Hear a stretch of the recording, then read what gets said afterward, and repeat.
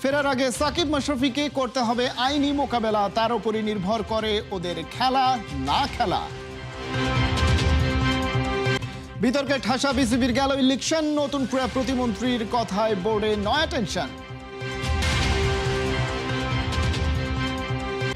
প্রীতি ম্যাচের পাট চুকলো আফিদাদের, এশিয়ান কাপে নামার আগে প্রথম 2 ম্যাচ ওরা সিডনিতেই কাটাবে। চ্যাম্পিয়ন্স লিগে ঘরের মাঠে রাতের রিয়ালের বেনফিকা মিশন, স্কোর লাইনের চেয়ে বর্ণবাদ এবার নজর কাড়ছে ভীষণ। আইনি মোকাবেলার মাধ্যমে মাঠে ফিরতে হবে সাকিব আর মাশরাফিকে। নিজেদের নির্দোষ প্রমাণ করতে পারলে ক্রীড়াঙ্গনে তাদের ওয়েলকাম জানানো হবে, এমনটাই জানিয়েছেন আমিনুল হক। এমনকি আইনি প্রক্রিয়ায় সাকিব মাশরাফি প্রতি সরকারি নমনীয় থাকবে বলেও নিশ্চিত করেছেন যুব ও ক্রীড়া প্রতিমন্ত্রী। পাশাপাশি নিশ্চিত করেছেন দেশের ভঙ্গুর ফেডারেশনগুলোকে চাঙা করার জন্য তৈরি হচ্ছে মাস্টার প্ল্যান। শুধু ক্রিকেট নয়, যেন আক্ষরিক অর্থেই ছিলেন ক্যাপ্টেন।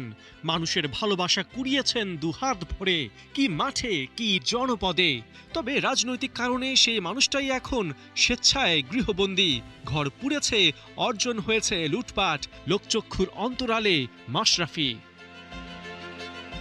ক্রিকেট মাঠেরই আরেক তারকা, শুধু বাংলাদেশ নয় বিশ্ব মঞ্চেই যিনি সবার সেরা। ব্যাটে বলে তিনি নাম্বার 1, কিন্তু ওই রাজনীতির বলি হয়ে দেশান্তরী সাকিব আল হাসান।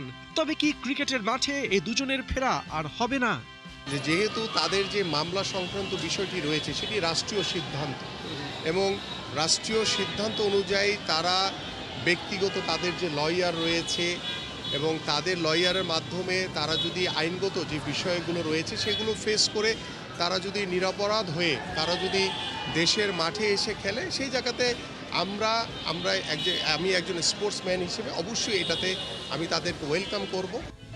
যুব ও ক্রীড়া প্রতিমন্ত্রী আমিনুল হকের এই বক্তব্যের পর সাকিব মাশরাফির ক্রিকেটে প্রত্যাবর্তনের ইস্যু আরও এক ধাপ এগিয়ে গেল।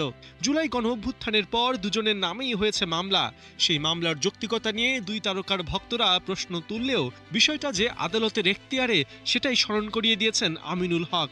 নিজে ক্রীড়াবিদ হওয়ায় মাঠে ফেরার তাড়না তার চেয়ে আর কেই বা ভালো জানে। সাকিব এবং মাশরাফি তারা বাংলাদেশের লিজেন্ডারি ক্রিকেট, তাদের প্রতি বাংলাদেশের মানুষের যে ভালোবাসা আমি দেখেছি এবং খেলার প্রতি তাদের যে একটি আকৃষ্টতা রয়েছে, আমি একজন ক্রীড়াবিদ হিসেবে মনে করি আপনাদের যে মামলাগুলো রয়েছে সেগুলো ফেস করে আপনারা যদি নিরপরাধ হন, আপনারা সব কিছু কিউর করে এসে যদি আপনারা মাঠে আসেন, আমরা মোস্ট ওয়েলকাম তাদের। আমরা এটুকুতে শতভাগ আমরা নমনীয় থাকবো ইনশাআল্লাহ। শুধু সাকিব কিংবা মাশরাফির ফেরাই নয়, যুব ও ক্রীড়া প্রতিমন্ত্রীর কাছে প্রত্যাশা আর প্রশ্ন দুটোই অনেক। ক্রিকেট ফুটবল ছাড়া বাংলাদেশের বাকি যে 49টা ফেডারেশন আছে, বছরব্যাপী তাদের কার্যক্রমও থাকে সীমিত আর পর্দার আড়ালে। অনেক ফেডারেশনই অর্থের অভাবে ভঙ্গুর অবস্থায় কোনো রকমে টিকে আছে। তাই তো আমিনুল হকের মাস্টার প্ল্যান ফেডারেশনগুলোকে চাঙা করার। আমাদের যারা ব্যাংক প্রতিষ্ঠানের সাথে আজকে বসেছি, আমাদের এই ফেডারেশনগুলো যারা অসচ্ছল তাদের পাশে কিভাবে আমরা আর্থিক প্রতিষ্ঠানগুলো পাশে দাঁড়িয়ে তাদেরকে স্বাবলম্বী করা, খেলোয়াড়দেরকে স্বাবলম্বী করার পাশাপাশি আমরা যাতে আমাদের খেলাগুলোকে দেশীয়ভাবে সমৃদ্ধ করে যাতে আন্তর্জাতিক অঙ্গনে যাতে একটি ভালো জায়গায় পৌঁছাতে পারি, এই জন্য আমরা তাদের সকলের কাছে সহযোগিতা চেয়েছি। এবার চূড়ান্ত ক্ষণ ঘোষণা করে দিল অস্ট্রেলিয়া। প্রায় 2 যুগ পর অজিদের মাটিতে খেলতে যাচ্ছে বাংলাদেশ। আসছে আগস্টে 2 ম্যাচের টেস্ট সিরিজ খেলবে টাইগাররা। ডারউইনের মারারা স্টেডিয়ামে প্রথম টেস্ট মাঠে গড়াবে 13 থেকে 17 আগস্ট। দ্বিতীয় টেস্ট শুরু 22 আগস্ট। টি-20 বিশ্বকাপ থেকে বাদ পড়েছে বাংলাদেশ। ফুরসত মিলতেই অনেকেই লিখে ফেলেছিলেন দেশে ক্রিকেটের এপিটাফ। বড় দলগুলো নাকি আর বাংলাদেশের সাথে খেলতে চাইবে না, ডাকবে না ওদের পাড়ায়।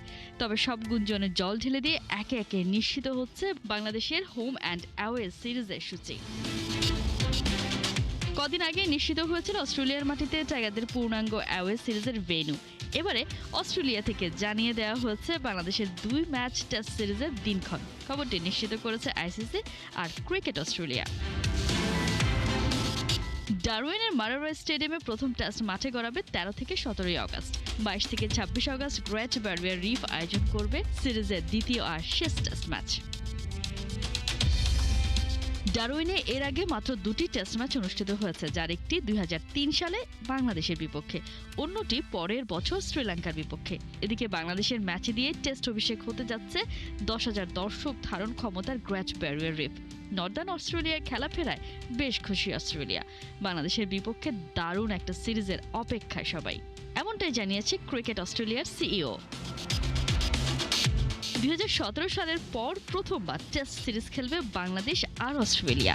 আর অস্ট্রেলিয়ার মাটিতে বাংলাদেশ টেস্ট খেলবে এই নিয়ে দ্বিতীয়বার। 2003 সালে প্রথম মুখোমুখি হয়েছিল এই দুই দল। এই ম্যাচ দিয়ে বিশ্ব টেস্ট চ্যাম্পিয়নশিপ যুগে প্রথমবার লড়বে বাংলাদেশ আর অস্ট্রেলিয়া।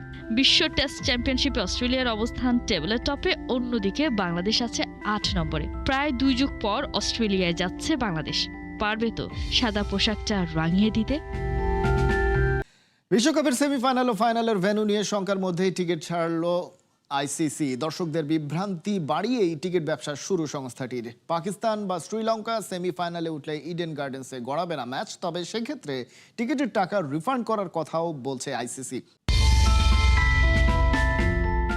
মঙ্গলবার সন্ধ্যা 7টা একটা প্রেস রিলিজে তোলপাড় ক্রিকেট দুনিয়া। আইসিসি পোর্টাল খুলতেই ঝড় উঠেছে চারিদিকে। লাখো মানুষ হুমড়ি খেয়ে পড়লেন ওই একটা খবর দেখে। টিকিট আছে, দর্শক আছে, কিন্তু নেই ভেন্যু।